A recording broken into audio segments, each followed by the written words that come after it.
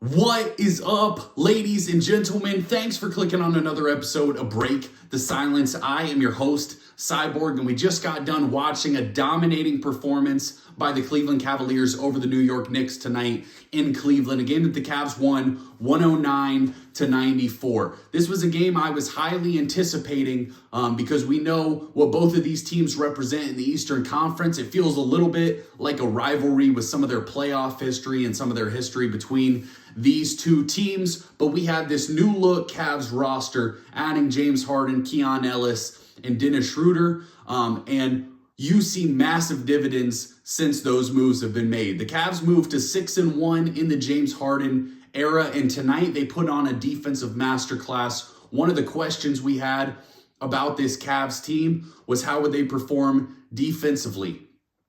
We've seen so much impact by those two other guys they traded for, Keon Ellis and Dennis Schroeder, coming off the bench and defending at a high level. We're going to get into this game and also talk about the outlook for the Eastern Conference, because right now these two teams are now tied for the 3 seed in the East, right behind the Pistons and the Celtics at 37 and 22.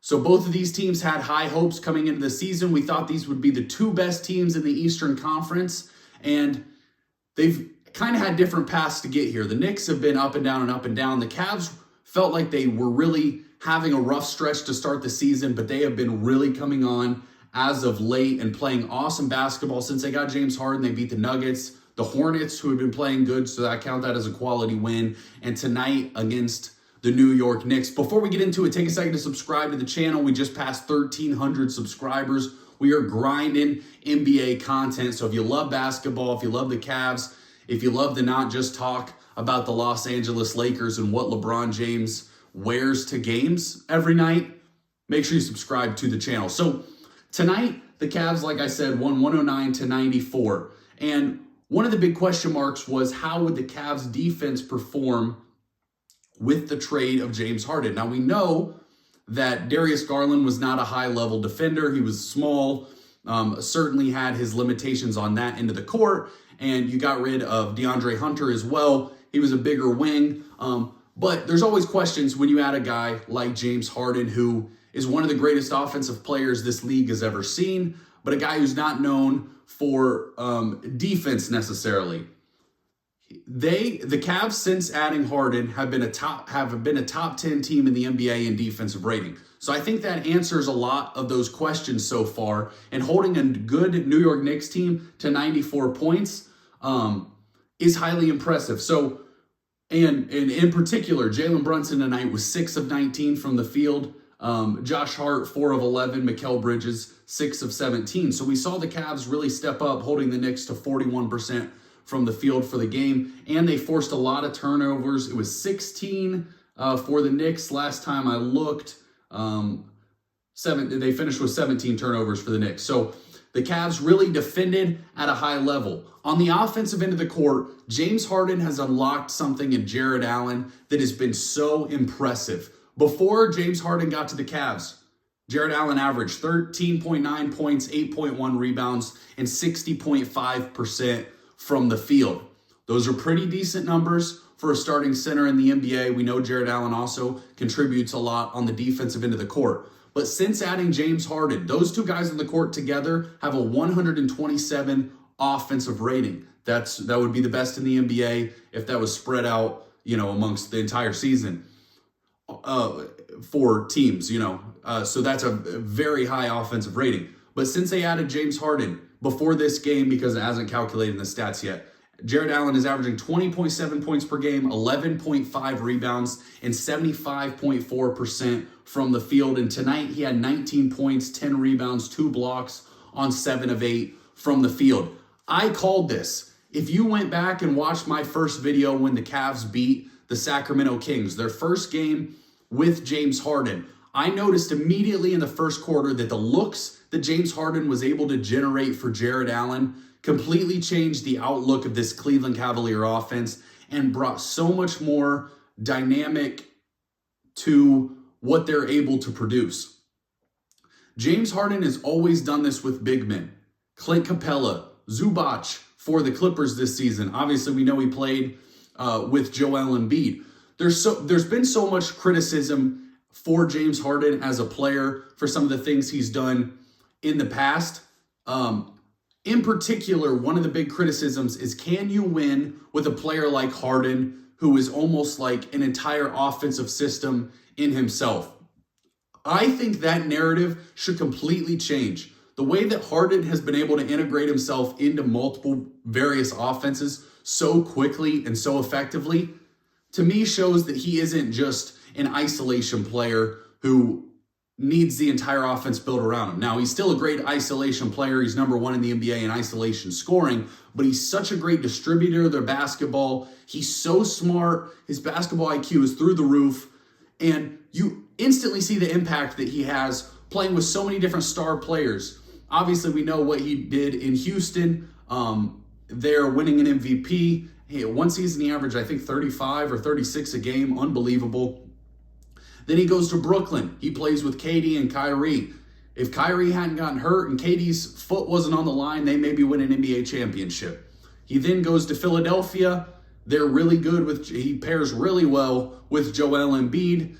We know what happened in the playoffs there with Embiid. And then he goes and plays with the Clippers. And with Kawhi Leonard, they're playing awesome basketball again, James Harden and Kawhi. He's been able to fit into so many different styles of offenses, so many different coaches, that I think it is almost understated how impressive that is. Since getting James Harden, they're number 3 in the NBA in offensive rating, number 2 in the entire NBA in field goal percentage. I believe for the season, the Cavs were 10th or 11th in field goal percentage, so we've seen a huge jump in that, but it's partially because of these quality looks that James Harden is able to give to your offense. On the other hand, Donovan Mitchell tonight had 23 points on 5 of 18 from the field. So what we love to see is even when Mitchell kind of struggles, they're still able to find a way to win the basketball game. In the third, obviously, off the rip in the first quarter, the Cavs take a 9-point lead, and going into half, the Knicks knocked that down to 6. So we had a tight basketball game through the first half, and it was shaping out to be a super entertaining finish. In the third quarter, though, the Cavs locked down on defense, winning that quarter 23-11. One big thing I talk about all the time when it comes to NBA basketball is the importance of the third quarter. Great NBA teams are great in the third quarter and at the end of quarters, particularly the fourth quarter.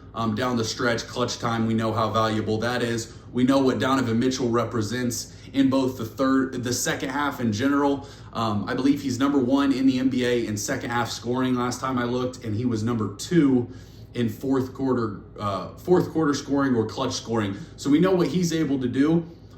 But third quarter is so important. You come out of halftime, you might have had momentum at the end of the first half, or you might have not, but you have this opportunity to go into the locker room and talk about what you're seeing as a team and make any adjustments. So it shows teams that are well coached, and it shows teams that have smart players. The Cavs came out and really shut down the New York Knicks. Karl Anthony Towns only took 5 shots tonight. That is obviously, they made things hard for him. He hit all 5 of those shots, but when you're such a limited field goal attempts, he was really only taking the good looks. But they held, like I said, Jalen Brunson to 6 of 19, Mikal Bridges to 6 of 17, and OG Anunoby to 2 of 9, Josh Hart to 4 of 11. Those are your other 4 starters.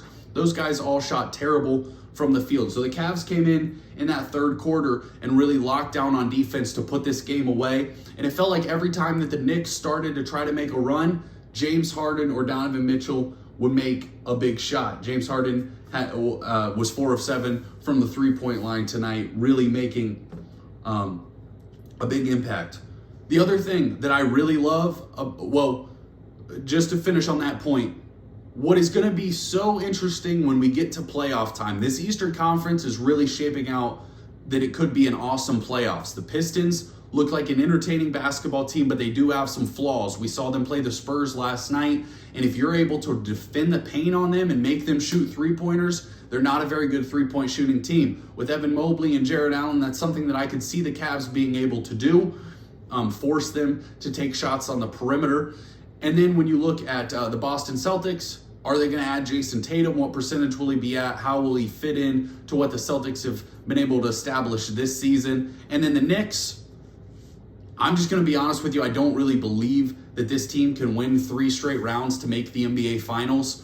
I think they've been too inconsistent. They have too many flaws. They have too many nights like tonight when Cat's shooting 5 shots. It just doesn't feel like this team has the juice that they hoped for.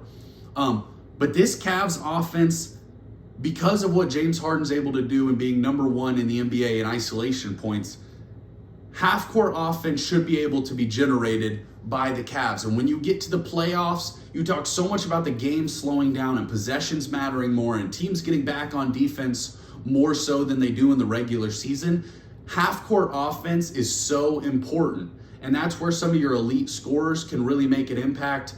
It's why you sometimes see guys' scoring averages start to rise. A guy like Luka Doncic is good in the half court, so his playoff averages are through the roof. So there's so much to be excited about for the Cavs, but Harden's ability to take some pressure off of Donovan Mitchell in the ball handling department should allow them to be really, really good in crunch time. Now, obviously, we're always going to have those questions. How will James Harden perform in the playoffs? And that's something that we can't answer until we get there. But we have not seen the Pistons, this young Pistons team, accomplish anything yet in the playoffs. The Celtics, like I said, we have question marks, and the Knicks also have not accomplished anything significant in the playoffs. So if you believe in the Cleveland Cavaliers, you have every right to do so, and I absolutely do.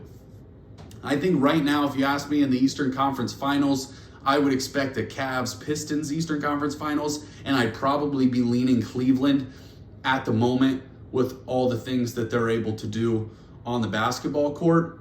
But the last thing I want to talk about is just the depth of the Cavs with the trades that they made.